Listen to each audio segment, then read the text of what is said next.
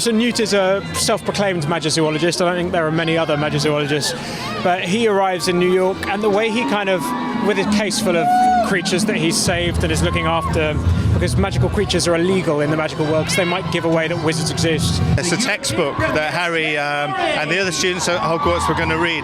But what Jo has done is she's taken that character, Newt Scamander, and she's pulled him out of the book and she's created a whole new story around him. There's a lot that's familiar in that there's the light versus dark, there's the incredible friendships and characters that she creates and the magical world, but then on the other hand you have the 20s, you have New York City, and you have these creatures who are just like utterly wonderful. David Yates has done the most incredible job managing this variety of tone and creating a film that I think will appeal to all. What I love also is I think that I think Harry Potter fans will enjoy it, but I actually think it's a story that you can watch without having watched a single frame of a Harry Potter or read a single word of a Harry Potter book. I'm so proud of this cast. Dan Fogler, who's a wonderful comedian, does a great job.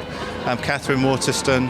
Actually, and there was zero pressure from the studio to sort of go for more obvious choices. All of these are brilliant actors who are stepping into this world for the very first time, and some of them will be a surprise to the audience, I think, and they're wonderful. They'll discover them as we discovered them when we did the casting.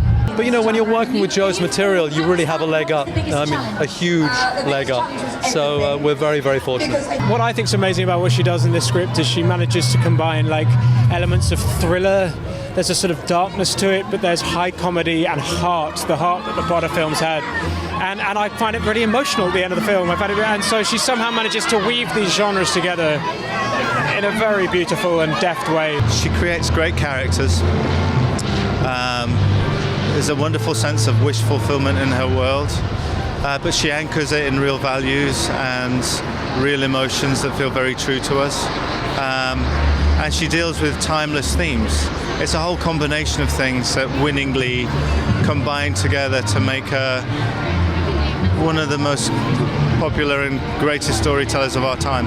I think the thing I'm actually proudest of is a message that is essentially about tolerance and about what happens when you are fearful and why we should not live in fear and we shouldn't live in the shadows. We should be coming out and celebrating our differences, and there's actually a really poignant and important message that's very timely. Harry, Ron, Hermione, Newt, Tina, Queenie and Jacob, they're all outsiders, and in a way I think we all are outsiders. You, me, we may be happily married in relationships, but we feel at times alone and outside.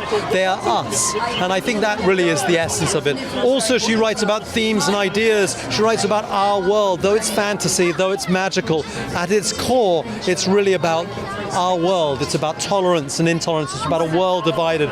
It's about conservationists in Newt. These are our issues. This is our world. These characters are us. I think that's why it resonates in the way it does.